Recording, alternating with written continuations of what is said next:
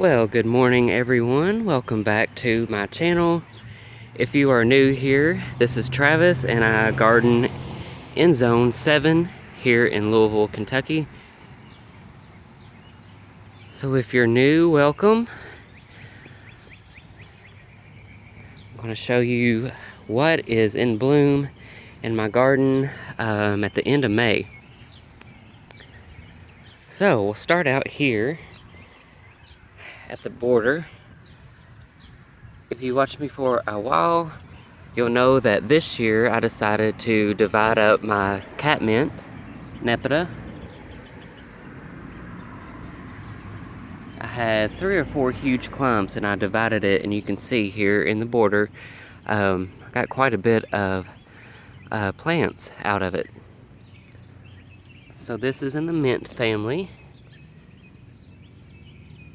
And this is prime time for it to bloom. You can see I like blue in the garden. So also blue here in the border is this blue Victoria Salvia, which is an annual in my zone, but sometimes, like the ones right there, sometimes they overwinter.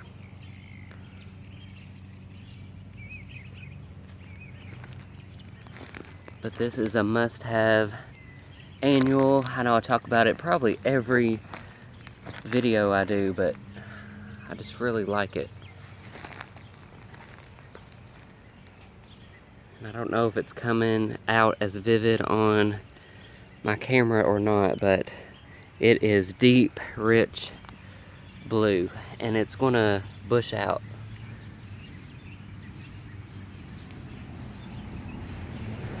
So it'll bush out, and then in between these I have French marigolds.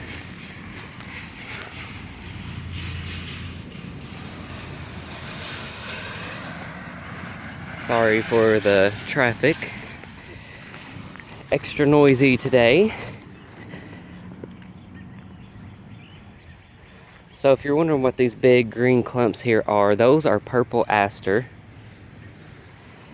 And those will be blooming late summer all through fall, and it'll be big clumps of purple. You won't even see the leaves, it'll just be solid purple.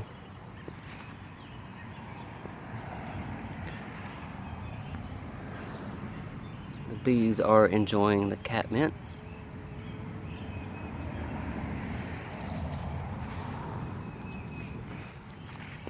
And I have lamb's ear in here too. Now all of this has to be remulched soon, and I'm getting to it. Slowly but surely. But again, this year I had to extend this garden bed here. So I'm gonna have to get more plastic and then fresh mulch. I'm gonna mulch the entire front bed here. All of this has to be cleaned out. I don't have to work this Saturday, and it's a 3-day weekend, so it's going to be a busy weekend in the garden for me. For sure, these are the knockout roses that I severely cut back. And I thought they were goners, thanks to that harsh, brutal winter we had. But I cut them all back. You guys might remember how awful they looked when I cut them back, but boy, have they fleshed out now. This one here is one of my favorite roses. I was out here a couple days ago in the backyard actually, and I thought, dang, somebody's laundry smells really good. And no, it wasn't laundry, it was that rose. So this is a highly fragrant rose. And they start out this buttery yellow color and fade out into almost a white. And look how the size of the blooms. Now you'll see this nice size barberry here. which I absolutely love. I've got three more in here. Why the other ones aren't as big as this one, I don't know. And you can also see how my shrubs here have grown together. So when I first put these plants in, I did not pay attention to that maturity size of what they'll be. And I think a lot of us do that because, you know, we want instant impact and fill up the landscape real fast. But anyway, that was my problem here, but I think it looks alright. They are growing over the sidewalk. You're probably wondering, why is this cardboard down? Well, I got this a nice stack of cardboard from my job, and I'm putting this down as a weed barrier, and then I'll come through and put a nice thick layer of mulch. The mulch that I use here in this main landscape bed is the pine bark. So it's like pine bark nuggets.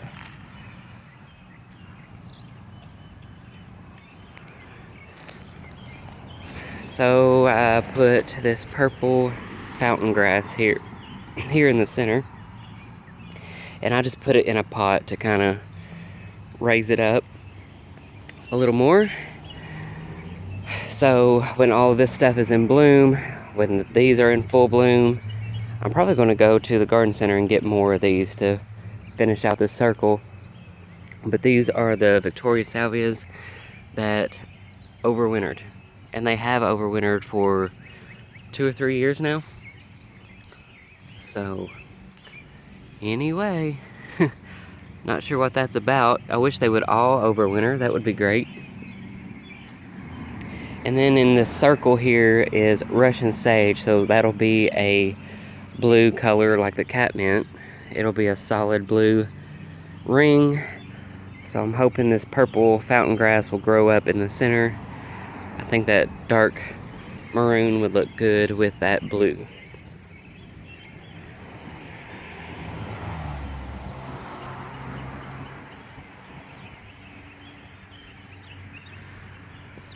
So I've been going back and forth about this tree. This is a crabapple, and it's gotten pretty big, but there used to be a Bradford pear right there where those where it's trying to come back. So I cut that down, so now it's off-centered. Why they didn't put another crabapple there instead of a Bradford pear, I don't know. So anyway, the Bradford pear had to go. And I'm thinking I'm going to go ahead and get rid of this one too. Just because the balance is off. Excuse my husband's truck here in the yard. But yeah, the crabapple, I think I'm going to go ahead and get out of here. Because this whole part of the landscape up here will be full and lush and big, and then this end of the landscape will not, because of the shade from this crabapple. So I'm gonna just do it. That is the plan. Here in the shade you can really see how vivid blue that salvia is. I did plant some hyacinth bean vine. Got a few of those coming up there. I planted some on this.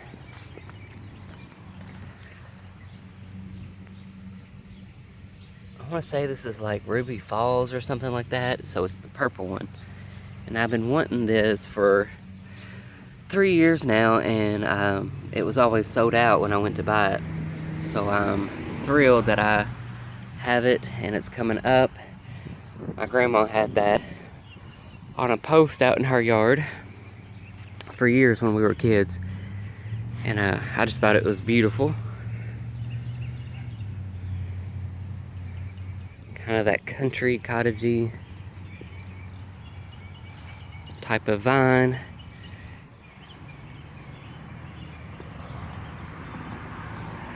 This is a work in progress. In here we got purple verbena. I think this is lollipop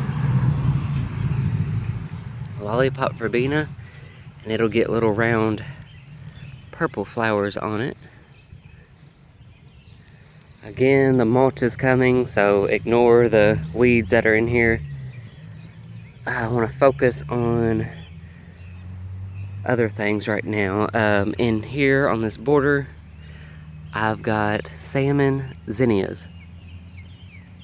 Now these are not going to be tall. They're not the tall zinnias I've seeded in here, but they will be the short, bushy, compact zinnias. So I think those would look good there, especially with the lamb's ear. Now this lamb's ear is big ears, so it's a little bit different than the other one and not quite as silvery.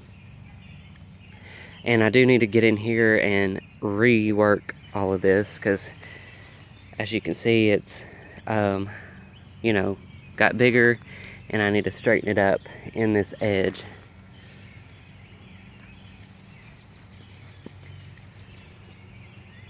So yeah, work in progress. Oh, I do want to show you one thing before we leave this garden. I added 3 lime lights in here, and what I want to do along here is do a hedge of these lime lights. They're the same ones I have across the front of the house. But look, even in the shade, they have buds on them. So I was a little worried about that. And $29 for this shrub, so that was a good deal, I thought, at Lowe's. I'm sure if I go back now, they're going to be completely sold out. All of this will be cut back and cleaned up. This is what has come back from the butterfly bush here. I thought it was dead, but very little has come back. Now this past winter was very hard on a lot of people's butterfly bushes. I've got, or had, three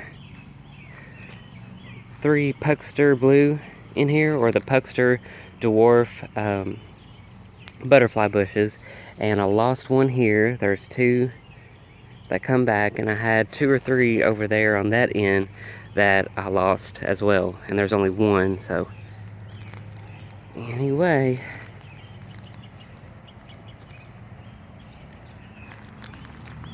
gotta replace those. Miscanthus grass.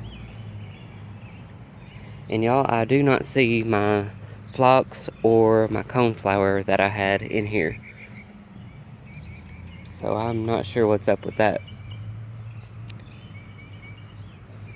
So yeah, this whole area is a work in progress, as you all know if you've been following me a while. Now, let's go into the backyard. Well, side yard, I should say. I want to show you guys how my cut flower garden is going.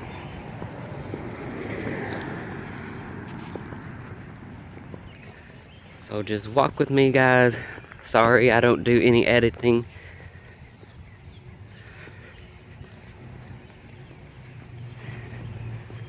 Alright, so before, last year, I've done nothing but vegetables all down through here, pumpkins and all that.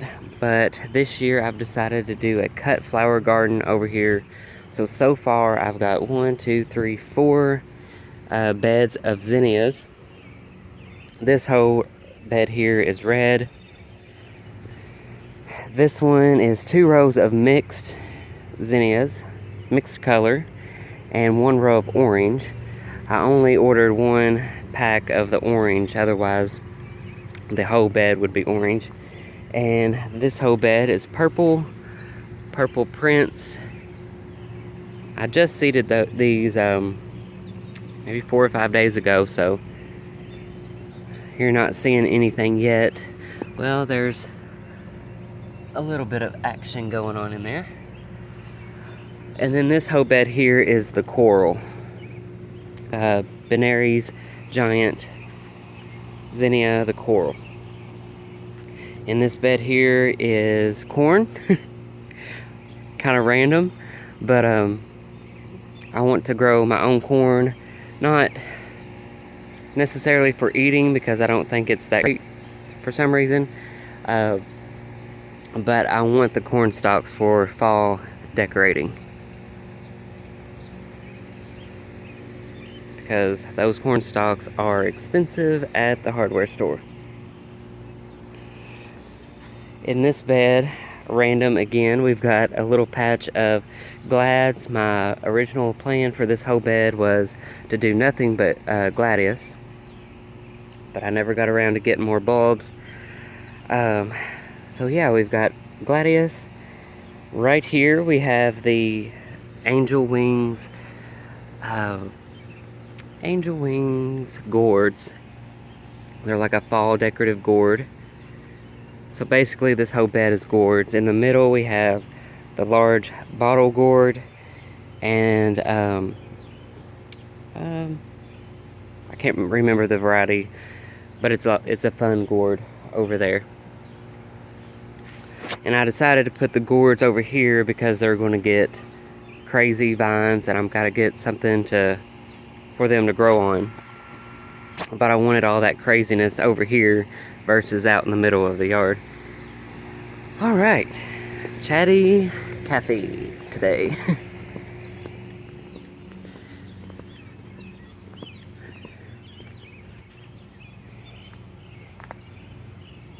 Here is the lamb's ear, and I did get the blue verbena planted here in my grandma's shoe.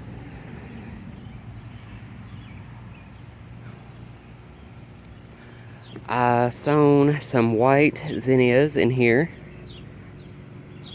and my plan is to get a few more dahlias to fill up the back there.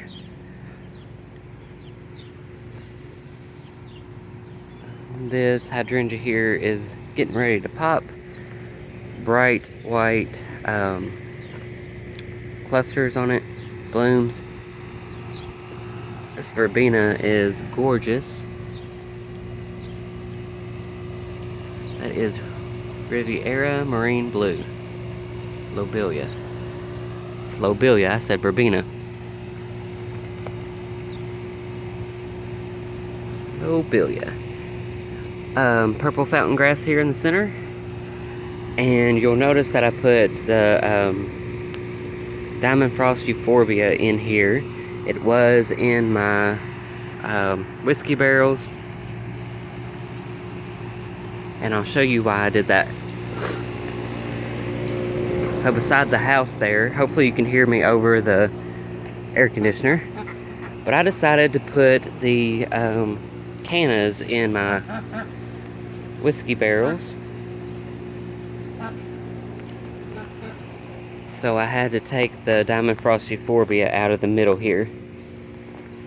And I've got some 7 dust on them because something's putting holes in them. But anyway,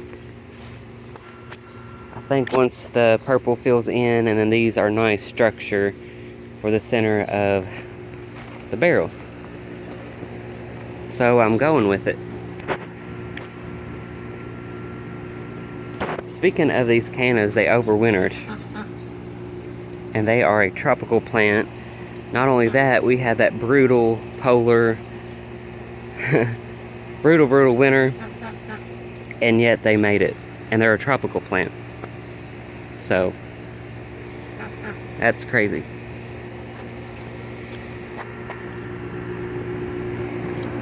Here is the primrose, pink primrose.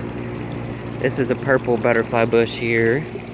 And y'all, I can't get over how good the salvia, purple salvia has looked this year. It's really filled in.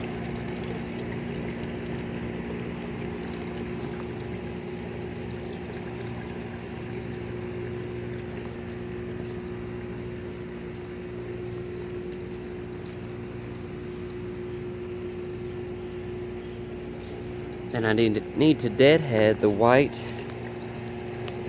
roses that I added this year. And the more you deadhead, the more rebloom you will get. So there are some buds that are coming.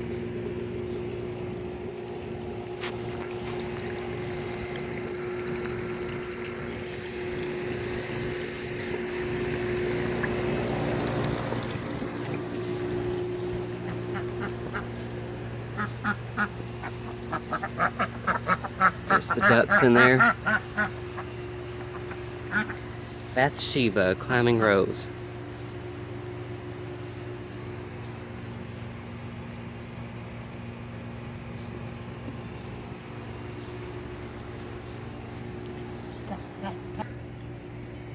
Alright y'all, so I got 4 minutes left on my record time here, so this is going to be a little quicker, a little less talking for this flower bed. Primrose at its peak. Pink primrose. Coral roses there.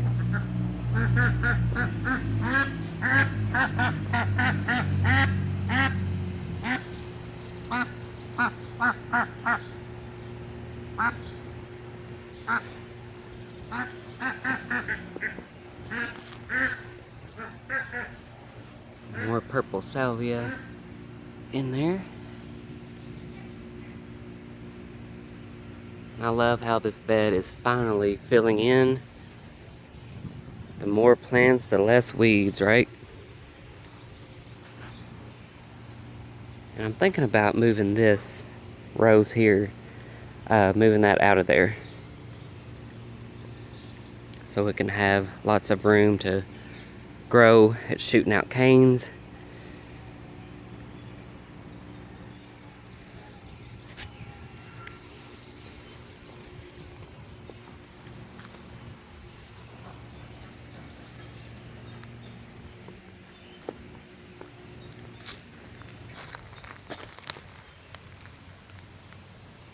Baptisia.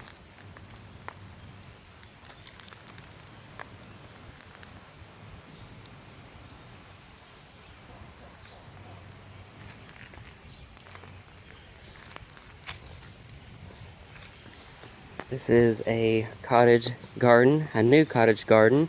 I did have shrubs in here, burning bushes actually, and I pulled those out this year, and it's going to be a cottage garden. I did sow some zinnias in here, more zinnias, mixed color, and I forgot what color I put in here. But yeah, some zinnias so far. Got irises. These are the irises I bought this spring from Walmart and started them.